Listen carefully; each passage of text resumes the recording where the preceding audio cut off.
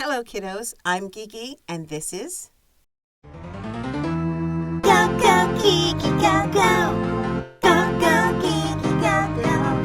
Across the land or through the air, over vast oceans to anywhere. Go, go, Kiki, go, go. Go, Gigi, Go. Why? Because Gigi loves to go, and so does Pappy. We love to travel, and we cannot always take our grandkids on our adventures, so we are sharing them here for all grandkids to enjoy.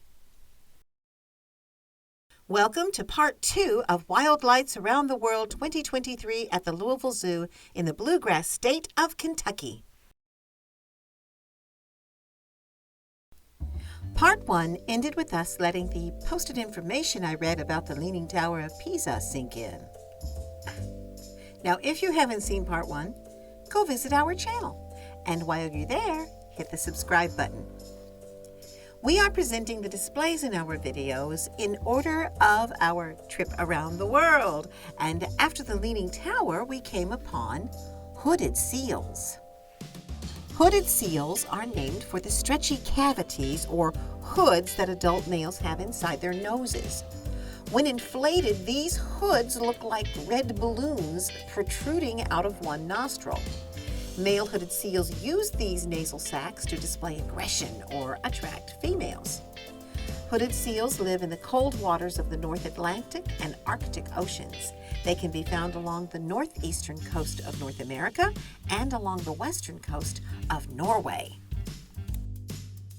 At the next interactive display, we scanned the activating board with the glow stick to see the dolphins jumping.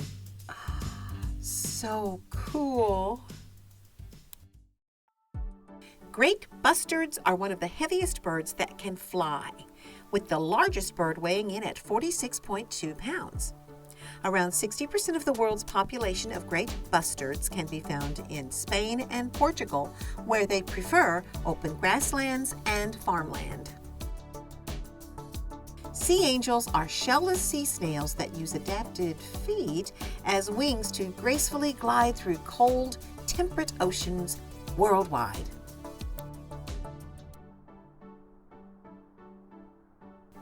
At this interactive display, we stepped on a big button and the horse started running. Without the silk covering, we could watch the mechanical skeleton at work. The saiga is a small breed of antelope known for their large drooping snout, which serves to warm and moisten inhaled air.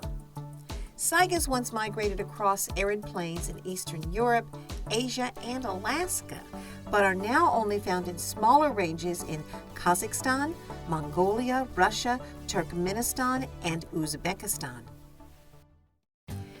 Here's some of the flora from around the world that I mentioned in part 1. There wasn't a sign to tell us where we can find these in nature, but they sure were pretty. The frilled neck lizard is so named because of the large frills that are usually kept folded against the body. When the lizard is threatened or alarmed, the frill extends. Though sometimes kept as exotic pets, the wild frilled neck lizards live mostly in trees of tropical savanna woodlands in northern Australia and southern New Guinea. The Sydney Opera House, situated on Sydney Harbour, is one of the most photographed buildings in the world and Australia's #1 tourist destination with over 8 million visitors each year. The emu, a flightless bird found in Australia, is the second largest living bird in the world. Emus can run up to 30 miles an hour. A spider? Nobody said there was going to be a spider!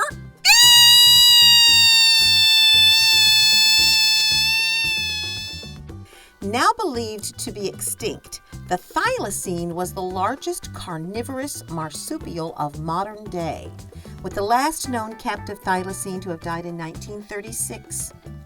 They once roamed all over the continent of Australia.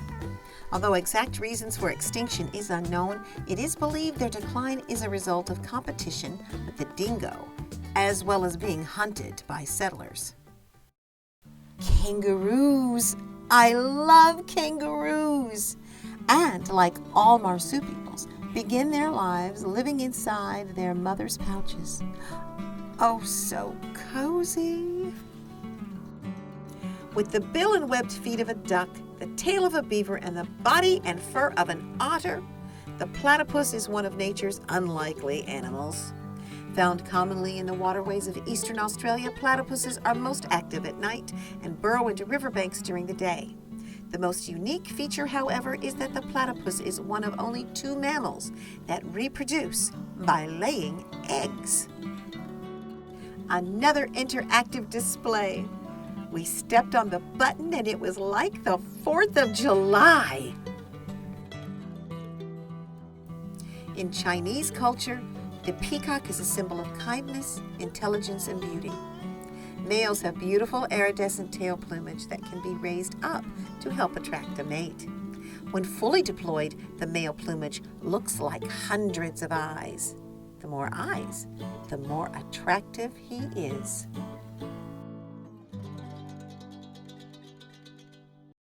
Found in tropical forests on islands of Southeast Asia, tarsiers are small, arboreal, nocturnal animals that are specialized for leaping and clinging and best known for their large eyes. Tarsiers are the only entirely carnivorous primates, feeding primarily on insects, lizards, and snakes. Known as a wild pig with a dental problem, the babirusa is most famous for their incredible tusks. These tusks grow through their skin and snout and curve back toward their forehead. These tusks are fragile and unable to withstand much pressure, making their use a mystery. Babirusas live in swamps and rainforests in Indonesia. Giant pandas are easily recognized by their black and white fur, featuring distinctive black patches around their eyes and black ears. These fur patterns help to conceal them among the shadows of dense forest trees and snow-covered ground. Pandas were once widespread in southern and eastern China, Vietnam, and Myanmar, but today their habitat is limited to south-central China in the mountainous areas. The diet of the giant panda consists almost entirely of bamboo.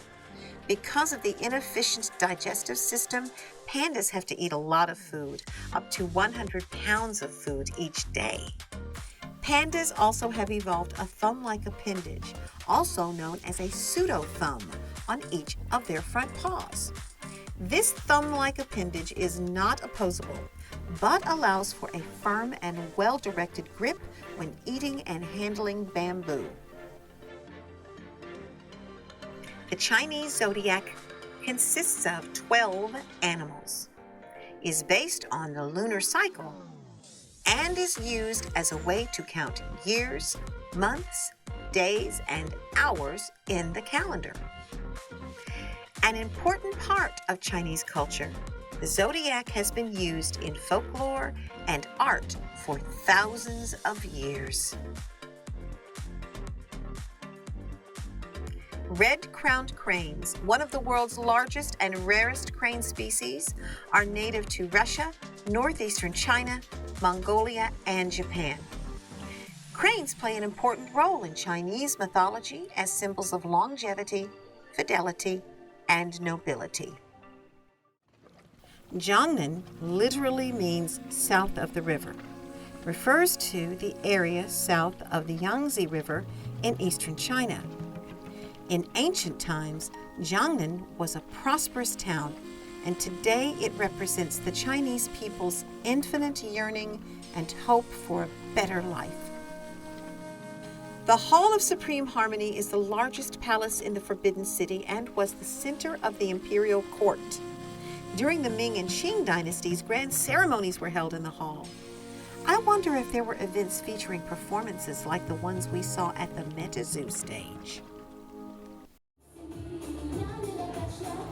Chinese folk dances have been passed down from generation to generation, and today they are used to preserve the culture of ethnic minorities in China and tell ancient stories.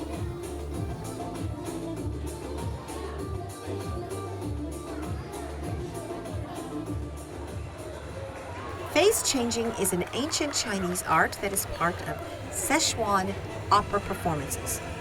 In plays, face changing is used to reveal the inner thoughts and feelings of the characters. These performers danced to dramatic music and changed their face masks almost instantaneously with the flash of a fan or the turn of their head.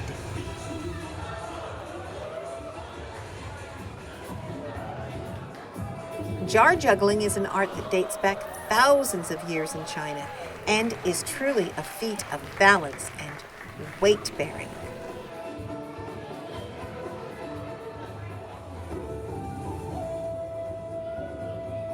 Martial arts are a method of self-defense that you may already be familiar with. These performers took it a step further and trained their minds just as much as their bodies and brought art to this age-old tradition.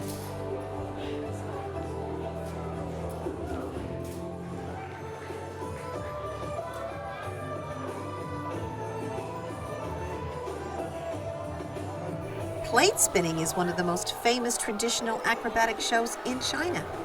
Even murals from the Han Dynasty include vivid images of performers spinning plates.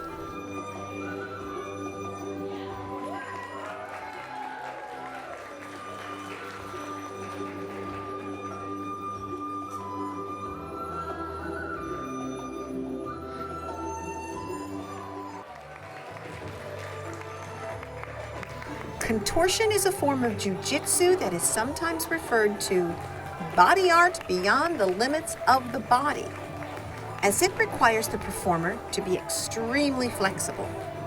Contortionists start training from a young age, and it can take 10 years to become a skilled performer.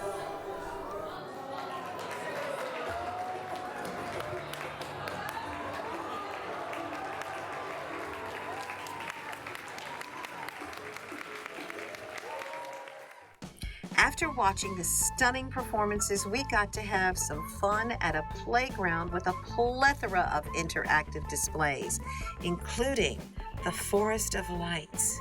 So many lights. Just dazzling. There could be 50,000 here alone. And, just beyond the forest, I saw another photo opportunity. I was not afraid to sit in a shark's mouth because I know it is a scientific fact that sharks only attack people when they are wet, and I was dry. And a puppet. We finished our stroll passing under colorful, lucky Chinese lanterns and found ourselves once again at the Statue of Liberty, completing our trip around the world at the Louisville Zoo. I will be checking their website for next year's dates for Wild Lights, and so can you. Thank you for watching Go Geeky Go. If you liked what you saw, well, hit the button, like it and share it. And if you haven't yet, please subscribe, because Pappy and I plan to share a lot more here on YouTube. We have a very interesting series in the works about Abraham Lincoln, and we will be posting the first episode very soon. So kiddos, until next time, remember we all have to be something. So let's be kind. Because kindness goes a long way.